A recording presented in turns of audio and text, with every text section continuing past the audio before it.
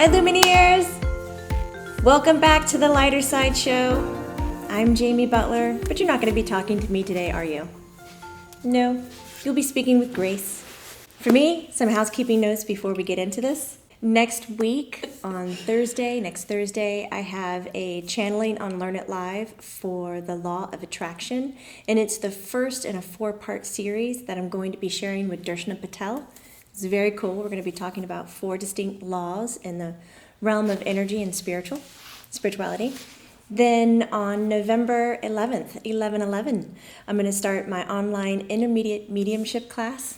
I'm so excited. We're going to do it 2 Fridays, and I send out little swag bags. If you want to know more about that, head to my website, jamiebutlermedium.com. The class is listed there about what we're going to learn. This all is leading up to in-person live class in March, at the end of March, and that's the advanced mediumship class. So you can channel your spirits and communicate with them. So it's really fun to be a part of all of it. I just want to thank you guys so much for hanging in there with me, encouraging everybody to go on. And it dawned on me this morning, the difference of a Lumineer, like to other people who are interested in spirituality. I find that you Lumineers are way into learning. You guys push each other to look at different movies and books and dive into information, and you guys grow together. This isn't like a community. It was just so unique because I've been in other learning communities, but they're more individual. Like, I don't know. There's a lot of sharing going on. Stay to myself. Yeah, there's a lot of sharing. Really nice to see. Yeah, I just want to thank you guys for that. It's great to be a part of it. And I'm going to say goodbye. If you're sensitive and you're watching the channeling, just know that you will stay in your body. Nobody's leaving. And you might feel a little lightheaded or lighthearted. If so, please have a sip of water, or maybe, as Grace would say, tea. Get that coffee in before the tea. I'm not that big of a tea fan. Out of all the people in the world, Grace would find the one that didn't like tea. I'm gonna get Jamie Butler. When the moon hits your eye like a big pizza pie, that's amore.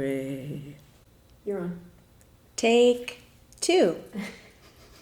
Is this working? It says you are. It says you're live. Hello, everybody. Hi. We don't know. I swear this office is full of phenomena.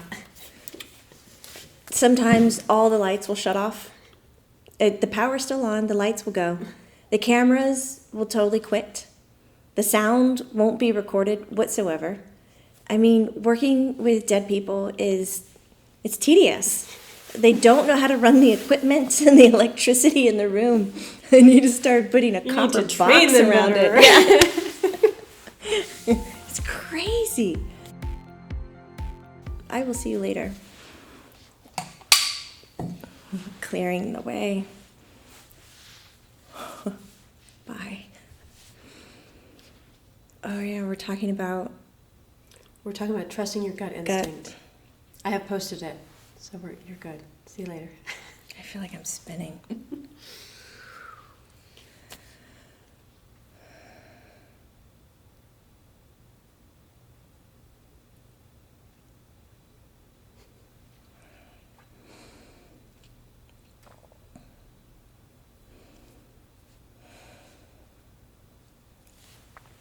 Hello.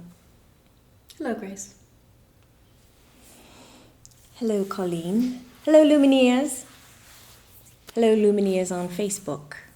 Can you see me? Is it all fixed? I know I'm very aware that the microphone is on my chair. Is it working? Can you put your fingers to the keyboard and start talking?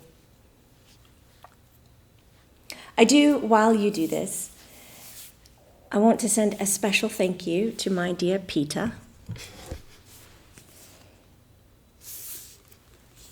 He gave me a tea from my time, from Paris, Have you smelt it? Oh my gosh. Isn't it smells lovely? Amazing. The box is so lovely. It's from Paris, and it's exactly the little mixture that we would have in our household. And in fact, I was tickled by the fact that the little lumineers talk about me loving tea so much. You know, it was such a treat to have it in the household. And if it wasn't pure enough tea, you know, Mother would always make you mix it with milk so that it would taste better. But I love always having mine without milk. This is quite special. And look, you are very much spoiling me. I We wouldn't like to even know spoil what you, to Grace. do with this. The Lumineers And want you spoiled. Really, really spoiled. this is like an interesting crisp in a way. It's not really a biscuit that you have. Like a biscuit is something that you can dip. You would actually dip it into the tea. That This was a biscuit that quite the lovely. Lumineers sent us a box. Oh, it's nice. Mm-hmm. It's very proper. And look, you have sidetracked me from talking about trusting your gut instinct and why the gut is so important in this discussion. You know, ooh, lovely, I dropped it. Is that all right? That's okay. That's good. That, I just want to take a sip. Never want to let it cool. Grace, before we get started on gut instincts, one of the Lumineers is asking, what year did you live? And my last incarnation, the one that I associate my life to now. Yes, I believe that's what they're asking. Or the incarnation when you would have had that tea. Oh, the mid-1850s. And was that your last incarnation? Well, you say last, like we're living I a know. linear time frame. But if we want to look at it like that, then yes. Mm-hmm. Yes, it was a very influential life. Thank you. It was quite nice talking about myself. Yes, they're fascinated, so they want to hear facts about you. Well, I'll share a little fact every time we gather. How is that? That sounds great to me.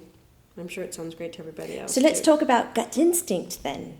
Let's bring your fingers to the table, and I'll even take examples or how to trust. Let's say if you give me an example of, I felt this way, was it an upset tummy or was it real? So let's start distinguishing on what signals our bodies are giving us. Now, the reason I'm so intrigued with the gut is there's a lot of information that not even scientists or biochemists are even studying, and that is the brain tissue, the neuron tissue in the gut lining that actually was, I think, told to people that it runs the digestive system, or that it communicates, it receives messages from the brain to do something. But as we're discovering, or as you are discovering, you're finding that the brain tissue that is around the gut sends more signals to the brain than the brain to the gut. So there's a distinct separate identity and purpose. And I wanted to bring forth that in this neuron tissue, these neurotransmitters, that not only is it signaling the gut for proper digestion, it is also the manufacturer of 95, if not more, of your serotonin levels. Now, some of us Lumineers, I know, are taking a daily medication. I think they call it your happy pills. There's another term, happy camper. I always think that's a very intriguing term because camping doesn't really bring a lot of happiness to me. But I know that there are some who very much enjoy it. But when you take this kind of medication, I'm talking about the chemical medication, that is supposed to upstart your serotonin production, it's supposed to make more, then it's burning out what the gut brain is actually doing, and it can cause digestive issues. And so there's a lot of links of why we take or why we have certain irritable bowel syndromes and digestive issues when we're taking medicine that is supposed to make us feel better or think that we feel better. We definitely need to take care of the gut more than anything else, because this is where our immune system is created. This is where our serotonin is produced.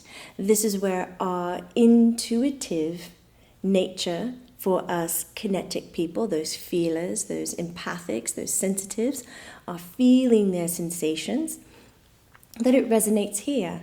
This is why you get the butterflies. This is why your tummy flips. It's why it gets tense. It's why when you're stressed, sometimes you don't want to eat or can't eat. And it's why sometimes you get stressed and that you have to eat, that you stuff your face as a way of pacifying your stress levels. It's also what creates the irritable bowel. Maybe you have to go potty at an inappropriate time because of nerves.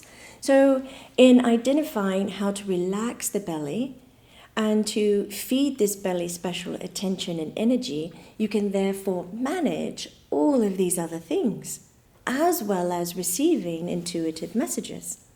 It's quite delightful. I wanted to throw that out there first, before we begin to talk about what's happening with you. So what is happening with you? That would be cue for Colleen. Ding. I have a question from Barrett. Barrett wants to know, how do you trust psychic abilities and not feel like you're imagining it? I feel like I'm going mad sometimes. Oh, Barrett, we're all going mad. Don't worry. And for you Americans, mad means crazy.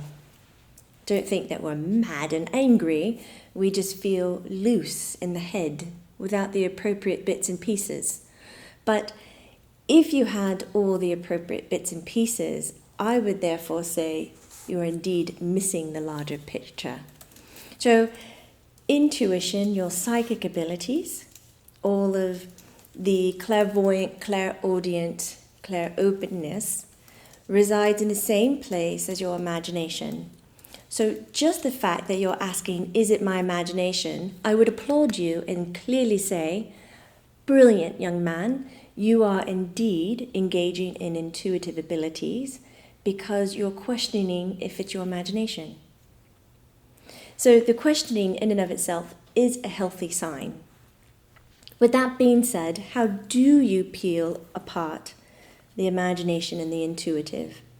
So at the beginning, there needs to be a certain level of trust. And if you don't have the certain level of trust with yourself, then you're going to always walk with a little bit of doubt and uneasiness. So at the beginning, grab pen and paper, and whenever you have these intuitive or imaginary thoughts, let's just go ahead and throw imagination and pretend in there at the beginning, and you write them down.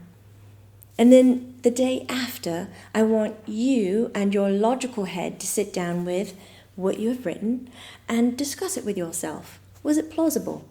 Why did it arrive? How did it arrive? Did it serve any purpose? Did it help you problem solve or make a decision? Did it?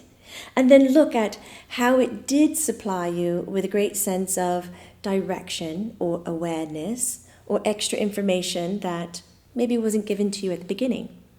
And then once you're to look this over, I'd like for you to continue to put pen to paper throughout the week as you're documenting your imagination and your intuition. You're going to clearly find that anything that is coming across in this area is actually received from all that is, from the information that is running through all the energy around you.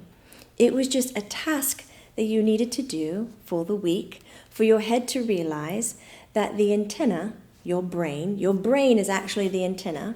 It is true. There are indeed ways that you can put the, an EKG, EGG, ECG, they put the little feeders on the head and they read all the waves, all the EMF waves from your head, and they can say, well, we can clearly see what you are thinking about.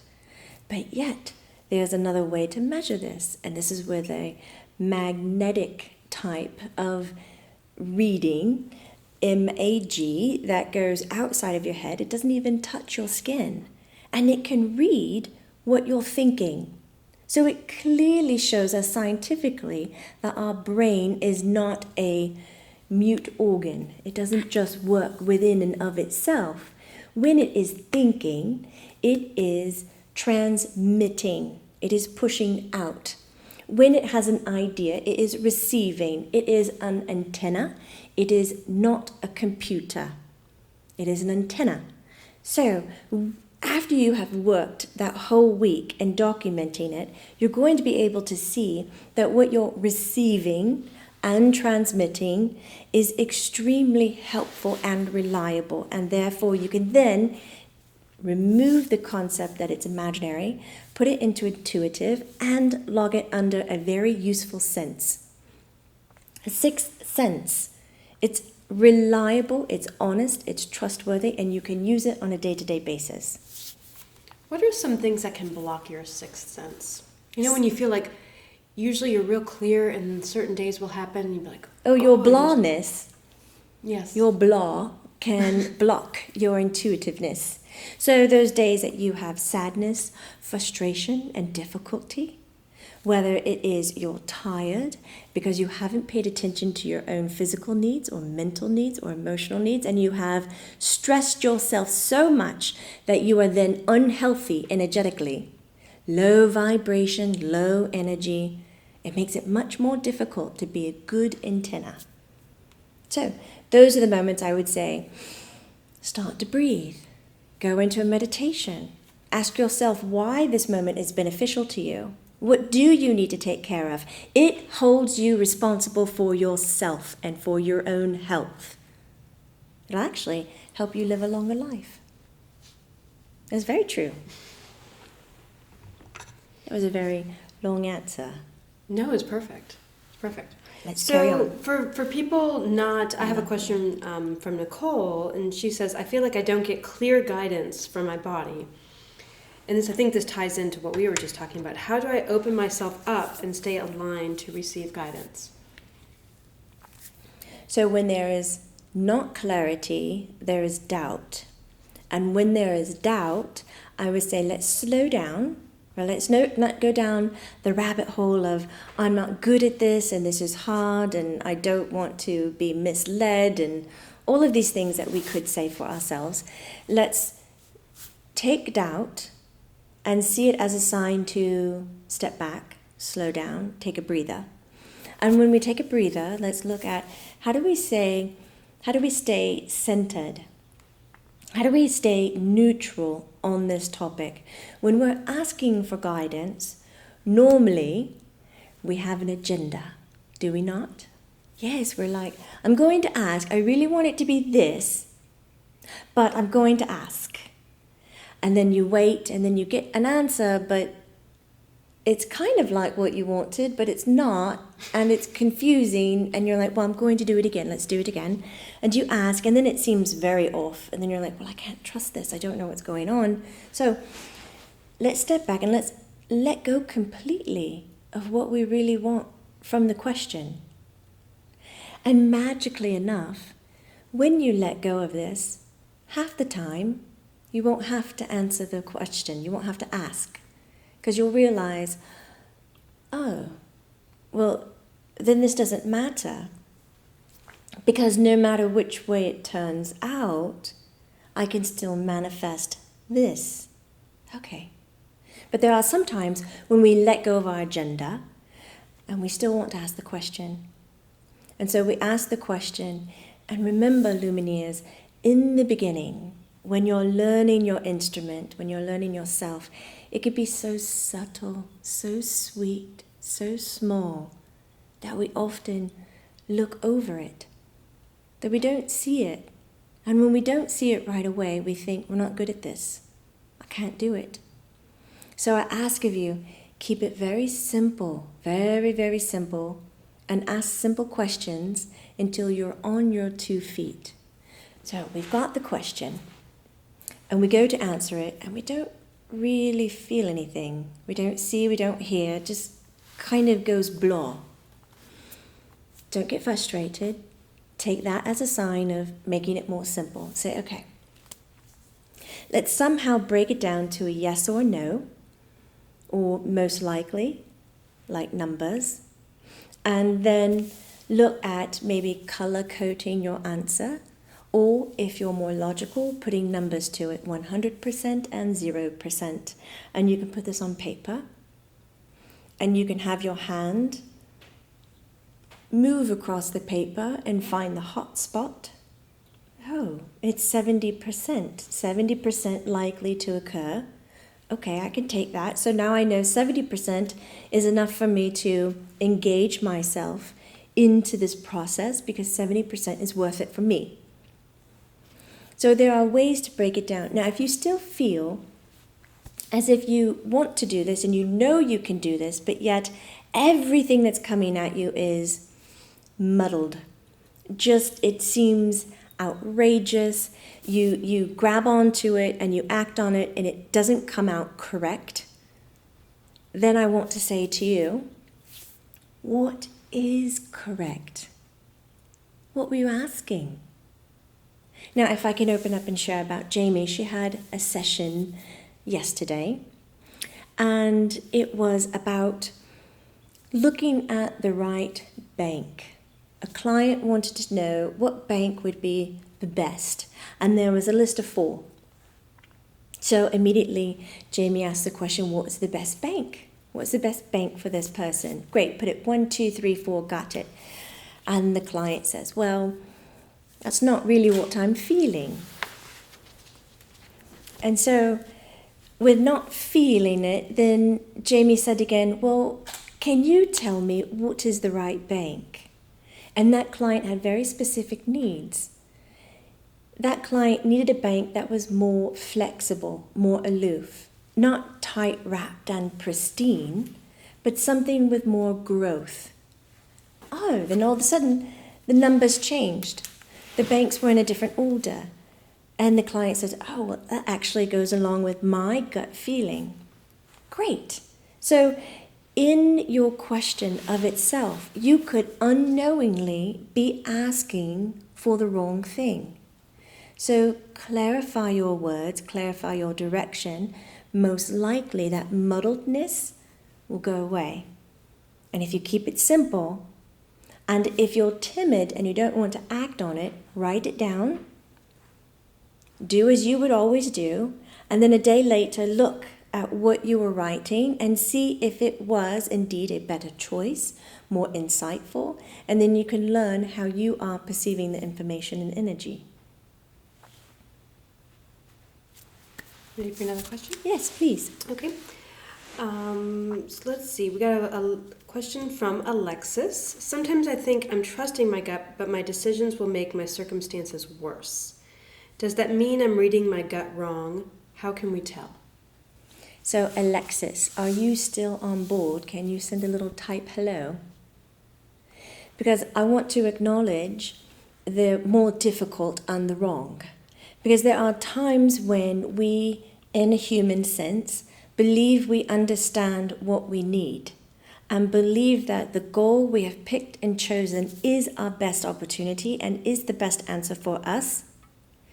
Yet, there is much beauty and a lot of learning and expansion that comes with difficulty, that comes with strife, that comes with what you call conflict or tough. And in those conflict and tough times, you could grow exponentially quicker than if you were just to obtain that goal firsthand. So often, when you're following your gut can take you into these really rugged moments to make sure that you understand your boundaries, what you really need to be asking for, so that you will not come across these, for lack of a better word, Lumineers, you call them mistakes.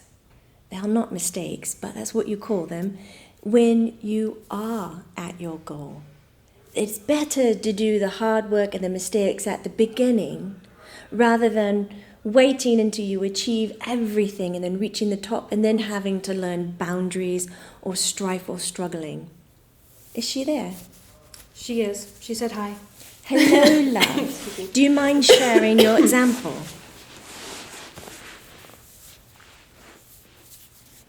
I was curious to know if you could share your example, that I think the rest of us could really connect to that and understand for ourselves the example we're talking about. Did you say something? I'm just refreshing. I had coughed a bit. It's very nice in here today. It feels good, doesn't it? The office is coming together. Do we call it an office or a studio? I always call it a studio, but I do that unknowingly. It's a studio. Yes, well, I'm ready to grow a network. A network of the dead. Wouldn't it be lovely? Wouldn't it be nice to come to one space and listen to many people channeling information from beyond? We are all allowed ideas. I love it. I'm seeing Alexis's hi. Forgive me, Alexis, but I don't see her example. Well, it's very good to speak with you. And if you wish to share your example, we would love to hear it. She mentions, can you read hers from before? She was saying that a lot of times, sometimes I think I'm trusting my gut, but my decisions will make circumstances worse. It's still trusting your gut. It's not thinking. It's real. So the worse doesn't mean that you were wrong in who you sided with, the gut or the head. Mm-hmm. Worse does not mean wrong. That's where I wanted to go. Okay. Next. I have a great question here from Amy. Since we live in a law of attraction universe, isn't asking just becoming a match to more questions? We can't know that we don't know, so if we don't already know, then we aren't just always going to be unsure. Part of me wants you to read that very quickly. Like a tongue twister. Yes. Amy always has such great questions. Yes, you do. She does. She is full of wonderful, wonderful questions. Right, so you can't know that you don't know. And if you're asking, what are you attracting? So we boil this down to the real perfection here is not having an agenda. The real perfection is letting our head go, our transmitter, our antenna, and really aligning to how we feel. And if we're basing choices and direction with how we feel, then we really don't need to know anything. And we're going to align all the energy that's coming with us to the level of joy that we've connected to.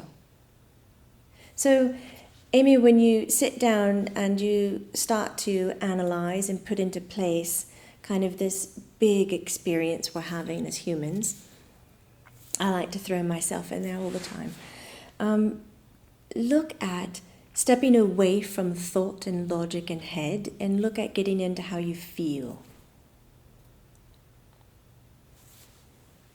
Is that going to help? Mm-hmm. I have a lot of questions along the lines of what can we do for our physical body to help with our gut instinct? For example, taking probiotics, eating yogurt, losing weight, any of those things that we can do for our physical body, so therefore can reflect on our gut. Oh, that weight thing gets to me very to the core, because some of the human bodies love weight and they do very well with their weight. Some human bodies don't like weight. They can't keep it on them no matter what they do. It doesn't like to have it. Just like some human bodies can manage smoking every single day and have a healthy pair of lungs, and some human bodies cannot. So when we look at grouping to extremes like this, it doesn't do us very well. If we look at how can we maintain the physical body, then we're looking at the instrumental parts of this central unit that you have. And the number one instrumental part is the energy. The energy around you feeds your physical body more than the food you put in your mouth. Let me say it one more time. The energy around your body feeds your physical body more than the food you put in your mouth. So if I was prioritizing how to take care of the human instrument, number one would be an awareness and emotional connection to the energy around you. Number two, I would put physical diet and whole diet, a whole food diet, where there's no refined sugars, there's no processed foods, I think is the best way to manage your body. I feel some of us are made to be vegetarian, some of us are made to be vegan, and some of us are made to eat meat. And I would say if you don't know who you are, try specifically these diets for 20 days, 21 days specifically, and see how you feel. Did you create clarity in your head? Did you create extra energy and strength without effort? Then align with that one. I do believe there are several books out there about eat right for your type, your blood type. And I find those to be quite fascinating because they link back to when humans were evolving off the land and what blood type associated to what environmental type. So it's a great place to start if you don't know where to begin. I would also say looking at pollution, looking at quality of your environment, looking at do you take drugs?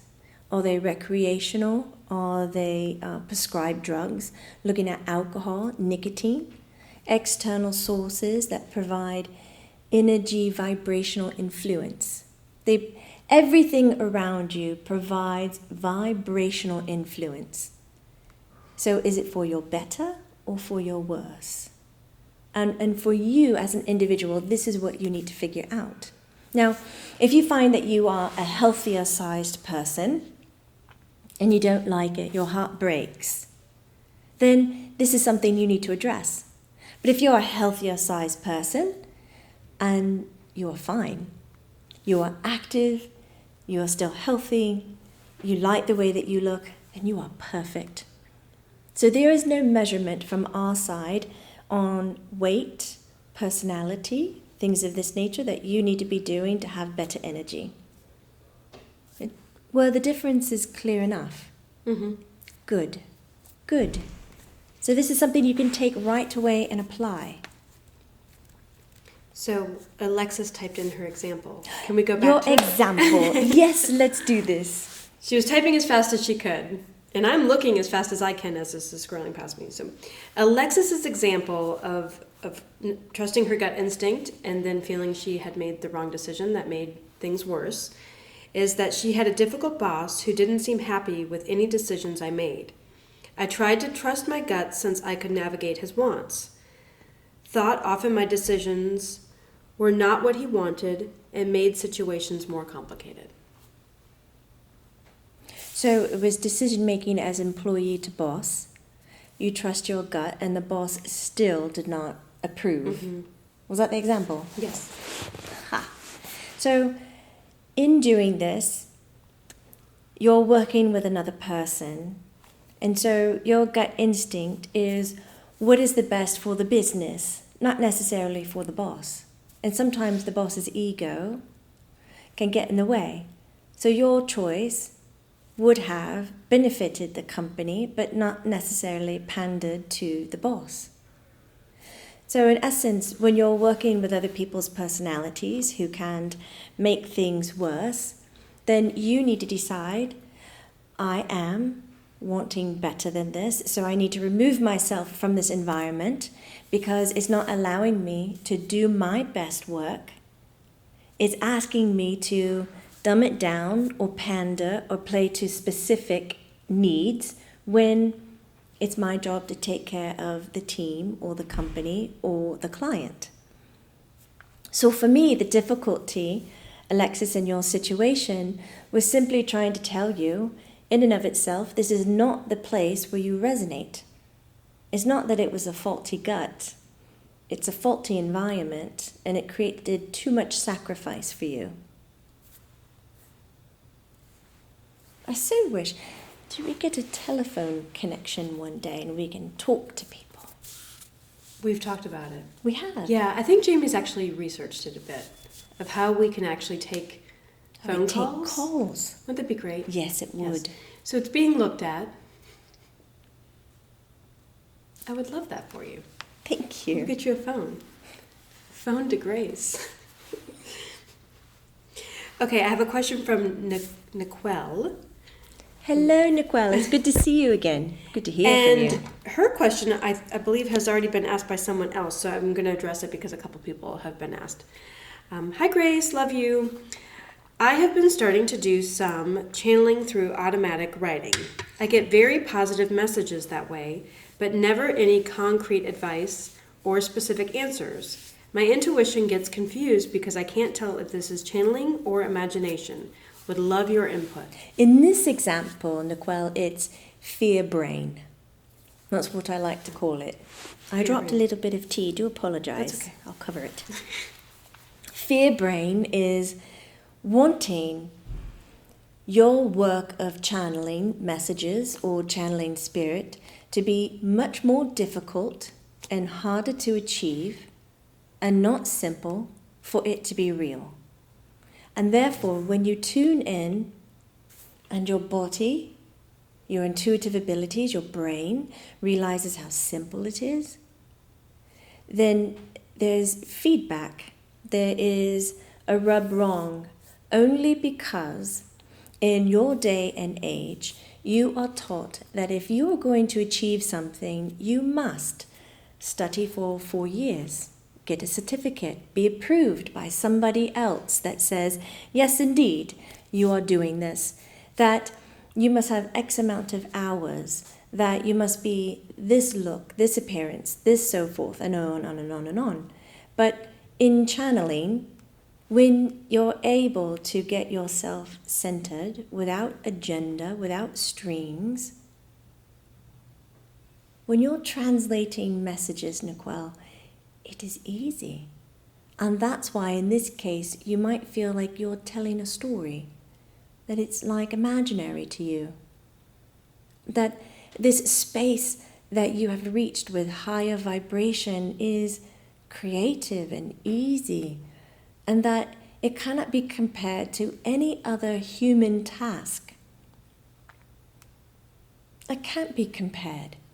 So now you're in a situation where there's no comparison, and the only word that you have is made up, imaginary, pretend, which again we were saying to the young man earlier, if you're asking this, I applaud you, because this means you're in the right area, you've raised your vibrations up. But at the same time, it's just the head not understanding. And often when it doesn't understand, it falls into a fear. Oh, what if I'm doing this wrong? I'm going to give wrong messages. This is not as difficult as I need it to be. I need success. But spirituality is not about all of those things. It's the most unhuman thing that you could involve yourself in because it doesn't require you. It doesn't need your thoughts. It doesn't need your brain. It doesn't need your agenda. It doesn't need your strings. It doesn't need your guidance. It needs you to be quiet, to sit aside, to not engage. So the most unhuman thing that you could do is to receive messages and to be open. Now, if you find that they are, or that you are, using agenda, or wanting a specific outcome, or just hounding it to death, then look at yourself and ask, well, what do I need out of this? And if you are needing a bunch of things, then I ask, pull back, manage those needs elsewhere, because when you're showing up for us, when you're doing this work, we need you to be good with yourself. We need you to know who you are. We need you to know how to back away, be a clean slate, healthy, so that you can allow us to come through. Now, we are, when we are delivering messages, using your brain, we are using your body, and so therefore, yes, we're going to grab examples that you know. We are searching through your library of words. What have you experienced? We're not going to grab from the heavens and then explain it to you. You'll be on your side, not knowing what we've discussed. That's why we make it so human. Because we're using a human instrument. That's why in some of your meditations, when you have left your body and you are meditating in this other world, that's when we can show you the big pictures. That's when we can expand you. Because we're not using any human instrument. So, the more space that you give us, the more neutral ground, Nicole, without thought, without reason, the imaginary world, the more we can give you. But the more humanness, the more agenda, the more strings attached, it is a narrower space for us to work through, to communicate to you. So as our friend Eric Meadows says, you have to care less. You have to be on the fence. Throw it out. Throw it to the wind. I had a question. I can't find the name of the person who asked it, but the question was along the lines of, if someone is taking a pharmaceutical medication for their gut, is that going to affect their gut instinct? It can. So if you're taking gut medicine, and it really depends what it is it to trigger your vagus nerve to encourage digestion, or is it a gut medication like in the probiotics or the live cultured foods, in a pill? It does interfere with production of serotonin levels. Can we ask what kind of medication it is? Okay, so whoever asked the question about the medication for the gut, if you could type in what kind of medication you're taking. It's very nice that you're no name. It was a question a long time ago. But it's a very good question. Mm-hmm, it is. And I thought that other people would be able to relate to it. So what happens when the gut is overstimulated or robbed of its abilities to function properly? That's when we get dis-ease or illness. And it is lower vibration and struggling. And so when it's a lower vibration and struggling, it's not going to be at the healthy path to be able to receive the messages or the knowings. And so for that way, I would say then switch what you're working on. If you know your body is struggling, but I will say, let me finish. Switch. If you know your body is struggling, then go to clairvoyance, go to clairaudience, go into meditation, right? Let your body do its healing in its struggling moment. But with that being said, there are many of humans who can be in the midst of full-blown cancer, in the middle of chemotherapies, in the middle of great physical strife, but intuitively be very much up to par. So in many occasions, these two things do not depend on each other. I wanted to throw that out there. I have a comment, and I'm not sure if this is the person that originally asked the question. So acid medications that would reduce the acid heartburn. So reducing acids, no, it would not stimulate the gut brain so much that it would overburn itself. I hope you have tried natural foods to handle that before you tried the chemicals. Do you know that apple cider vinegar works very well in acid control, as well as a glass of lemon water every morning and every night, especially before meals. A lot of people think lemon is acid, but it's not. It's alkaline.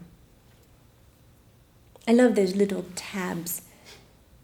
They're not tabs, they're strips. The pH strips. The pH strips that you can put in your mouth and read your acidic levels and know really how to gauge. Like coffee, my friend, is very acidic. So I would let go of that so that you can then let go of your chemical and address it with food. That is whole living.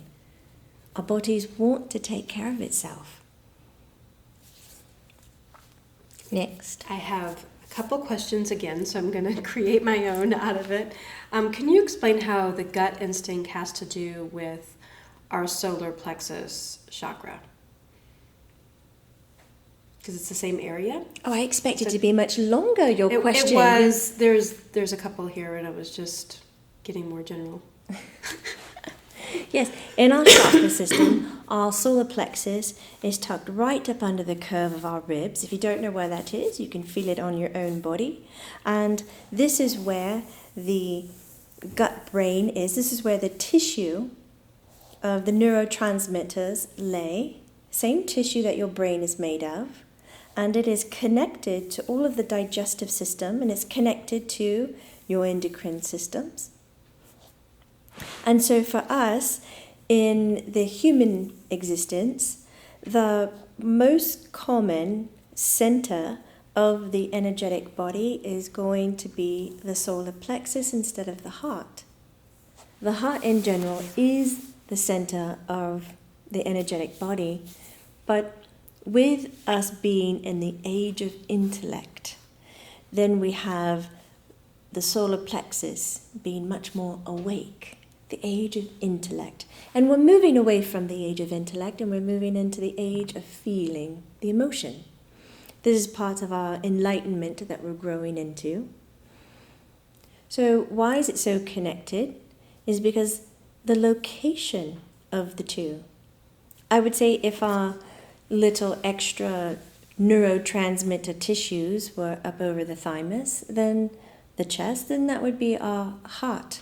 So it's simply just the way your instrument is made, and that's why they're connected so.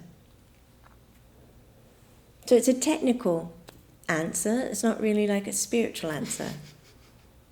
It still is helpful. It's good to know how your body works. Mm-hmm. And to know that our emotions can be tied so much into how we're feeling physically. Because a lot of times that's not taken into consideration. You know, we have IBS or we have stomach issues, and it's not ever addressed that it could be coming from stress or... Do you remember the world when they were just waking up and saying, well, your stress is causing this disease? Do you remember how it turned the world upside down? What do you mean, my stress? What? If I have a wound, I have to be stabbed to have the wound. And then the doctors and the scientists were saying, actually, you could just be stressed. And then all of this chemical reaction, cause and effect of stress and everything, they're really trying to teach that the human body is some machine, that it has some central mechanism like the brain that is telling everything else how to be. But it's not like that. It's not like it at all. Your body is not a machine. It's an instrument. It's an instrument that gets used and played and manipulated in the way that you need. And your central part of your body, it's not your brain. It doesn't tell everything. It doesn't have all the information. Your brain is a transmitter. Your central part of your instrument is the energetic body that's around you. This space where you feel like you can't see anything or don't feel anything is the most important part of you. How fascinating is that? Every year, your world is growing into that knowledge. It's such an exciting time to be alive. I think our time is up. Oh, well, that was very sudden. Can we at least take 2 more? Sure. We did start late, my love. It was very much fallen down. Okay. So upon your request, we will take 2 more questions. Thank you. You're welcome. It says, hi, Grace. Sometimes when this is from Asa Beatrice Hello, Asa. Ivanova. What a beautiful name. It's very beautiful. Sometimes when I meditate, I get different shapes and forms in my mind's eye. Sometimes I can even see eyes looking back at me. I wonder what they are. I think she's not the only one on this. Yes, you're not the only one. The eyes looking back at you. they could be of different natures. If you're in a higher vibration, like you feel good, you feel light, those are physical sensations of being in a higher vibration. And then I would say the eyes looking upon you are people like myself, your guides, your loved ones, your angels, your family. If you feel as if you are dense or more grounded or angry or frustrated or mad about something, and you close and you see eyes looking at you, these could be a different dimensional set of eyes. And it's not to create scare or worry. I just didn't want to, in general, group all eyes as being terrific. Because there are spirits who cross over, well, let's say die, leave the physical body, but they don't cross over into higher dimensions. They stay as human. I think you call them ghosts. And the lost souls. Mm-hmm. And so you are able to connect to those eyes. But if you're talking to me about symbols, my love, I would tend to think that you have raised your vibration. Symbols in the third eye, I wish I knew what symbols they were. We could talk about them. But there are ancient writings and symbols that cross galaxies that we use. Symbols are very beautiful because they possess more words, more explanation, definition, and vibration than a word can. So a language in symbol or a language with art or vision can explain so much more than just a conversation. So it'd be healing your energy, teaching you, downloading information, protecting you. There are all sorts of reasons to use these. I would encourage you to document them and then research them.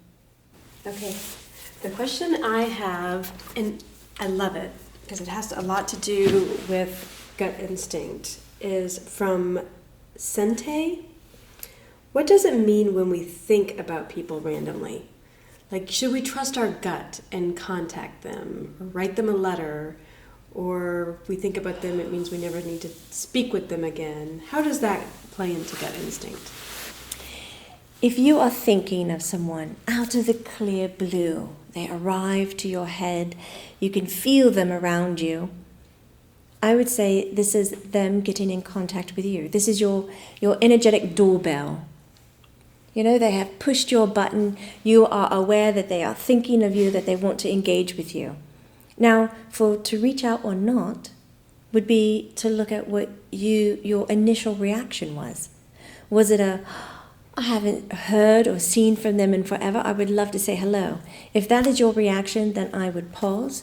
I would write the letter, write the email, send the text, send the flowers, send whatever that you were manifesting in the immediate first moment. It's called gut instinct, not second guessing. Mm-hmm. Don't second guess this. That's logical. Your first instinct, go with it. Now, if your first instinct was, oh God, again, I'm thinking of them, what is that? And you want to shun it away, then I would say, don't reach out, don't hold hands, don't send the flowers, don't do that. And then ask yourself, why am I thinking of them? What's happening in this very moment right now that would link them to what I am doing? What am I to learn from this? And I would take the information and the lesson from it, so therefore the doorbell can stop ringing. Because sometimes we think about someone that we don't ever want to think about again, that you thought you buried a long time ago. Mm-hmm. And you think about them and you say, oh, that's just terrible, and you shoosh it away. And then you're back to doing what you're doing, and then it comes at you again. It almost feels like you're being haunted. Oh, it's just vicious and malicious. You've got the thoughts again and again, and you're trying to push it away instead of saying, why are you here? What am I remembering? What can I take from this? And then when you do that, you can wrap it up with a bow, and it doesn't come back at you because you have reacted to it in a way where it has enhanced you. You took what was needed from it. I hope that's helpful. I do say, when anything pops into your head, it's not really a bright idea. It is intuition. It is not coincidence. It is intuition. It is not luck. It is intuition. And pay attention to it. Look at it. Don't push it away. Pause. Give it gratitude. Give it the attention it needs. Because once you start doing this, it's like grooming a garden. You pull the plants that you don't want and you let the ones that you do want grow. And they grow strong and they produce fruit and they feed you, and it's sustaining both of you. You are sustaining the garden is sustaining you. But if you ignore it and don't tend to it, then it's going to grow in all sorts of ways. It will kill out the plants that you want. It can harm you in ways. So just acknowledge that this is the way your human instrument works and tend to it. Oh, was that our second question? It was. It's very sad. I do enjoy being with you, Lumineers. Thank you so much for holding space for me. Thank you for taking time away from your day and being here. Community is very important. Let's grab hands with one another. Let's help each other learn and grow. You are beautiful beings in light. And I thank you so much. Godspeed to you.